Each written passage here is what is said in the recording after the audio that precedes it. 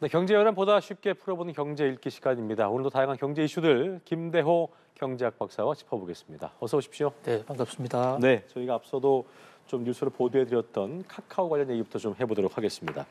경영진 도덕적 해이에 이어서 지금 굉장히 여러 악재들로 인해서 카카오가 그야말로 바람잡이 악재로 바람잡이 없기도 하고 내부 외환이 깊어지는 모습입니다. 자, 먼저 금융감독원이 시세 조정 의혹을 확인하기 위해서 김범수 전 의장에게 출석을 통보했다고 하거든요. 어떤 일인 건지부터 좀 짚어주시죠. 네, 카카오가 창사 이래 최대의 위기를 맞고 있다 이렇게 볼 수가 있습니다. 금융감독원에 특별사법경찰이 있습니다. 사실 이 공권력을 위임받아 가지고 있는 금융감독경찰인데요. 여기서 카카오의 사실상의 오나 김범수, 지금은 직함은 팀장으로 돼 있지만 실제로는 회장보다 더 높은 권력을 갖고 있는 분이죠. 김범수 씨를 향해서 출석하라. 이렇게 통보를 했는데 이것은 단순히 출석해서 차나 한잔 하자 얘기가 아니고 피의자 신분으로 조사를 해서 혐의가 있으면 바로 기소하겠다라는 얘기거든요. 그런 점에서 지금 재계가 굉장히 비상한 관심을 갖고 보고 있습니다. 카카오는 잘 아시는 대로 우리나라 플랫폼에 사실상 네이버와 함께 독점을 하고 있고 카톡 분야에서는 1인자죠. 거기다가 일반 기성기업을 통틀어서도 시가총액이 한때 2위까지 올라갔던 우리나라 최대 재벌 기업이기도 합니다. 더더군다나 이번에 김범수 오나가 소환을 당한 그 혐의 내용, 이것이 자본시장법상 주가 시세 조작인데요. 이것이 현재 자본시장법 법령에 따르면 그 금액이 이익을 본 금액이 30억 이상일 경우에는 징역 5년 이상 또는 무기징역까지 처할 수 있는 매우 강력한 어떤 처벌을 갖고 있는 범죄입니다. 물론 아직까지 그 김범수 회장이 관여되었는지 또 실제로 위반을 했는지 이것은 전혀 확인이 된 사실은 없지만 그러나 금융감독원의 특별사법경찰 이른바 특사경에 피의자 신분으로 소환된다는 것 자체가 상당히 큰 기업으로서는 큰 악재다 이렇게 볼 수가 있고요. 여기서 만약에 혐의가 입증이 되면 김범수 회장 개인은 물론이고 카카오 경영에 앞으로 큰 빨간불이 켜지거든요. 자, 그럼 무슨 혐의로 이렇게 이 소환이 됐느냐? 이 대목이 지금 재계가 비상한 관심을 갖고 있는데 대부분 시청자님들이 기억하실 겁니다. 연전에 SM 엔터테인먼트라는 회사가 있었습니다. 그게 이수만 씨가 꾸려가던 어떤 연예 회사죠. 그렇죠. 이 SM 엔터테인먼트를 하이브 방탄소년단을 꾸려가고 있는 하이브에 팔기로 했습니다. 그래서 하이브가 주식 공개 매수를 그러니까 우리가 인수하려고 하니까 자본시장에 따른 적법 절차대로 주당 12만 원이라는 시세를 내걸고 12만 원에 살 테니까 당시 시세가 12만 원보다 훨씬 낮았거든요. 그러면 공개 매수를 하면 바로 인수가 되는데 현재 금융감독원이 제기한 혐의는 바로 이 대목에서 카카오가 이수만 회장의 SM을 하이브로 넘기는 것을 막고 자신들이 SM을 도중에 가로채기 위해서 주가 조작에 나섰다는 겁니다. 그러니까 공개 매수 가격보다도 가격을 더 높여버린 거예요. 높이는 방법은 여러 가지 우군을 확보해서 주식을 대량으로 사버리는 겁니다. 그러다 보니까 카카오는 이 과정에서 싼 금액으로 주식을 싸서 주식 공개 매수 시세보다도 더 올렸으니까 거기에 대한 시세 차익이 있을 수 있고 또 하이브와 SM의 연합을 막고 본인이 SM을 가져옴으로써 그 경영권 지배에 따른 거대한 이익이 있을 수 있다. 이래서 금융감독원이 수사를 하고 있는 것인데 이미 실무 대표들 3명이 현재 구속영장이 신청이 돼서 그중에 한 명은 법원에서 구속영장까지 발부가 된 상태입니다. 그렇습니다. 지금 말씀하신 것처럼 지난 13일에 시세 조정 관여 의혹이 제기됐던 배재현 카카오 수사총괄 대표 등 3명에 대해서 자본시장법 위반 혐의로 서울 남부지검에 구속영장 신청이 됐었고 이중 배재현 대표 말씀하신 것처럼 어제 구속이 됐는데 일단 법원의 판단은 지켜봐야겠습니다만 만약 구속된 카카오 임원이 유죄 판결을 받게 되거나 이게 김범수 전 의장에게까지 리스크가 확대된다면 이게 보니까 카카오뱅크 대주주주의가 흔들릴 수 있다는 우려가 나오더라고요. 어떤 파장으로 이어지겠습니까? 그렇습니다. 만약에 이 시세 조정을 네. 통해서는 자본시장법 위반 사실이 입증이 돼서 처벌을 받는다면 카카오로서는 심각한 위기를 맞게 됩니다. 우선 주식 시세 조정 과정에서 얻은 금액의 네. 최고는 5배까지를 토해내야 되고요. 5배까지입니까? 이제 최고 5배. 그다음에 네. 그 토해내는 금액보다도 더 큰 문제는 예. 카카오 지배 구조에서 아주 핵심을 차지하고 있는 은행. 흔히 우리 카카오뱅크라고 그러죠. 인터넷 뱅크. 그렇죠. 김범수 전 회장이 사실 이 대목 카카오를 앞날 수익성을 위해서 카카오은행에 카카오뱅크에 정말 전력 투구를 해왔고 지금도 최대 주주로 돼 있거든요. 그런데 인터넷 은행법에 현재 자본시장법에 따라서 처벌을 받아서 벌금 이상을 받게 되면 단돈 한 푼이라도 벌금형을 받게 되면 네. 카카오은행 대주주로 해서 지위를 박탈당하도록 법에 명문화되어 있습니다. 그렇군요. 그렇게 되면 현재 카카오가 갖고 있는 카카오뱅크에 대한 지분 이것을 강제 매각해야 될 상황에 처할 수 있습니다. 물론 금융감독원이 또 금융위원회가 어떤 처분을 내리는가 얼마만큼 팔아라 이것은 조금 그때 가서 가봐야 되겠지만 일단은 카카오뱅크의 일대 주주로서의 지분 일대 주주로서의 자격은 완전히 박탈당하는 것이죠. 그렇게 되면 카카오 그룹 전체로 보아서는 그동안에 엄청난 돈을 투자해서 설립했던 카카오뱅크에서 경영권이 박탈당하고 그렇게 되면 카카오가 지금 그룹 계열사가 한국 재벌 기업 중에 가장 많은 회사 중에 하나인데 예. 중간 연결고리가 끊어지면서 큰 경영상의 위기를 맞을 수가 있을 것으로 보입니다. 그렇군요.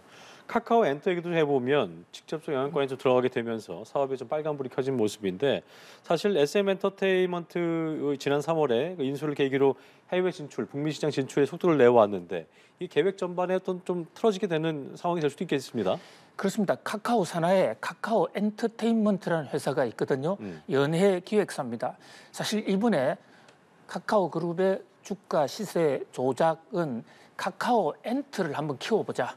라는 그런 시도에서 출발된 것으로 금감원은 지금 보고 있거든요. 예. 카카오라는 플랫폼을 에다가 거기다가 가수, 배우 등의 연예인까지 얹어서 컨텐츠까지 얹으면 뭐 세계적인 엔터테인먼트 회사가 될 수 있다.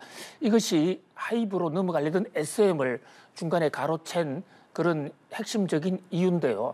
이번에 만약에 이것이 자본시장법 위반으로 확인이 되면 우선 카카오 엔터로서는 카카오 엔터 상장이 어렵게 됩니다.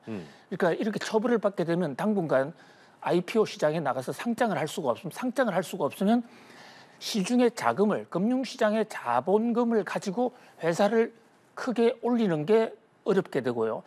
또 카카오가 사들인 SM 주식 뭐 그것 자체는 일단 지분은 매각 의무가 부여되지는 않습니다만은 그러나 거기에 대한 경영권 행사에 상당한 영향을 받게 된다. 그런 면에서 또 그 카카오 엔터가 사들인 주식 또 그로 인한 이득을 물어줘야 되게 되면 회사의 어떤 경영 수주에도 큰 압박이 돼서 엔터테인먼트 산업에 상당히 큰 차질을 빚을 것으로 보입니다. 무엇보다도 회사 이미지가 아주 급추락을 하게 되면 이 문화 사업에서 과연 생존할 수 있을지 이런 우려도 제기가 되고 있습니다. 이게 참 카카오가 문제가 불거진 게 지난해 10월이지 데이터 센터 화재 때문에 온 국민이 카카오톡 먹통되면서 큰 불편을 주기도 했었는데 이때부터 도덕적 임원진들의 도덕적 해이가 논란이 불거져온 것인데 이때 당시에 구원 투수를 자처했던 남궁훈 전 대표 스톡옵션 행사 15만 원까지 안 한다고 했는데 이때 94억 원 넘는 차익 챙기는가 하면 또 카카오의 재무그룹장이에요. 부사장 직군인데 법인카드로 게임 아이템을 1억 원 상당으로 또 결제를 했던 게 밝혀졌어요. 이런 어떤 도덕적 해이 어떻게 좀 바라봐야겠습니까? 그렇습니다. 이 카카오는 한때 국민주로 모든 국민들이 응원하는 혁신의 상징 아이콘이기도 했습니다.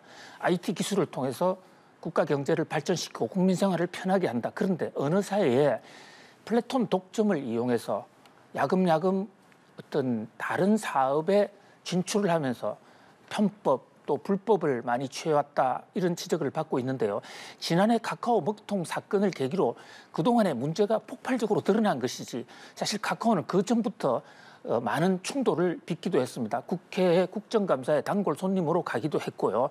자, 이를테면 우리 지금 시중에 카카오 택시 거기에 그 콜 몰아주기 이런 걸 해서 선의의 많은 운전기사들에게 피해를 주고 있는 것은 물론이고 또 카카오 가맹점에게 뒷돈받기라든지 또는 카카오의 모바일 상품권 거기 쓰지 않은 돈을 제때 돌려주지 않는다든지 많은 문제가 있었는데 특히 이 카카오 먹통 사건에 제때 대응도 하지 않고 예. 또 보상도 신속하게 하지 않은 그런 문제가 이제 터지면서 여러 가지 그동안에 적폐된 문제가 많이 나왔습니다. 당시 그 남궁훈 사장이 위기수습으로 들어오면서 주가가 15만 원까지 올라갈 때까지는 자신은 어떤 이득도 취하지 않겠다 했지만 뒤에서는 스탁옵션을 행사해서 수십억의 이득을 취해버렸고 네. 또 카카오페이라는 회사가 상장했을 때 뻥튀기 상장을 해서 주가를 올려놓고 주주 임원들은 바로 주식을 팔고 떠나는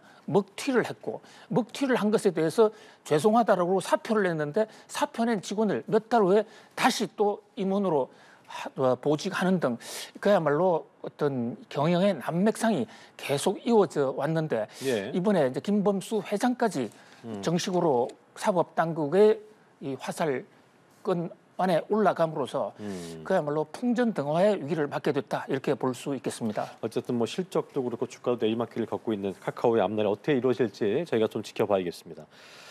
자, 제롬 파월 미 연방준비제도 의장 뉴욕 경제클럽 연설에서 어떤 말을 할까 참 궁금했었는데 인플레이션이 너무 높고 여전히 경제 성장을 둔화시켜야 한다. 통화 정책이 덜 긴축적이다라고 말했습니다. 어떻게 평가하셨습니까? 그렇습니다.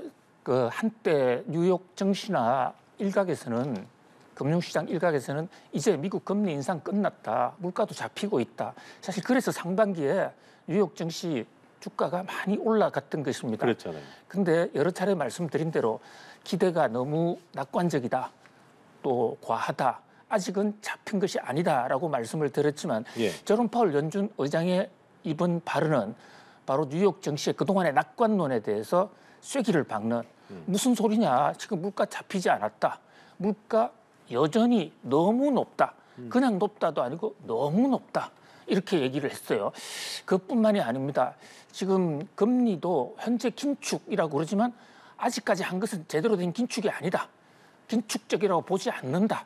이렇게까지 얘기를 해서 추가로 금리 인상할 가능성이 어떤 그런 어떤 신호를 내면서 네네. 그야말로 뉴욕 증시는 멘붕 상태, 또 국채 금리는 마에 5%까지 돌파하는 이에 따라서 우리나라 코스닥, 코스피도 지금 많이 떨어지고 있거든요. 예. 그야말로 전 세계가 제롬 파월 쇼크로 큰 홍역을 치르고 있다 이렇게 볼 수 있겠습니다. 예.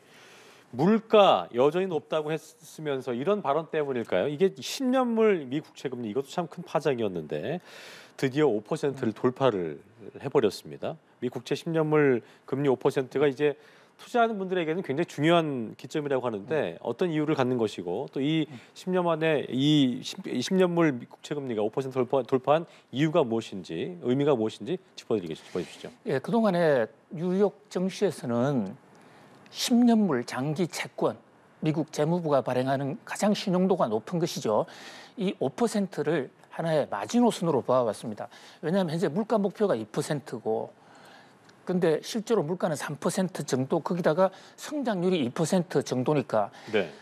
5%까지는 감내할 수 있지만 이걸 넘어가면 돈을 빌리고 있는 사람들은 다 피해를 본다. 이런 위기감이 있었고 또 하나는 지금 연준의 기준금리가 5.5입니다. 그런데 국채금리가 5%를 넘었으면 이것이 기준금리를 또 압박해서 기준금리를 더 치고 올릴 수가 있어요. 그런 면에서 5%는 넘지 않았으면 하는 꼭 기대하는 사람들이 많았는데 제롬 파월 연준 의장 발언 이후에 이 선도 그냥 뛰어넘어 버렸거든요. 그렇다면 이게 물꼬가 트인 것이 아닌가. 예. 그렇다면 그 금리가 더 올라갈 수도 있다. 이런 이제 우려가 정폭이 되고 있거든요. 특히 이 10년물 장기 금리가 올라가는 것은 시중에 여러 번 말씀드린 대로 우리 고원 금리, 개마 고원 금리가 계속될 것을 하나의 예고하는 시그널로도 보여져요. 왜냐하면 현재 미국의 기준금리라는 것은 지금은 물가 잡기 위해서 좀 올리지만 조만간 금리를 내릴 것이다. 이렇게 예상이 되어 왔는데 예. 이 10년물 장기금리가 오히려 올라간다는 것은 그 고원금리가 더 올라갈 것이라 더 계속될 것이라 예고한다. 그런 면에서 좀 시장에 부담이 있는 것으로 보입니다. 알겠습니다. 여기까지 경제읽기 김대호 경제학박사와 함께했습니다. 오늘 말씀 고맙습니다. 감사합니다.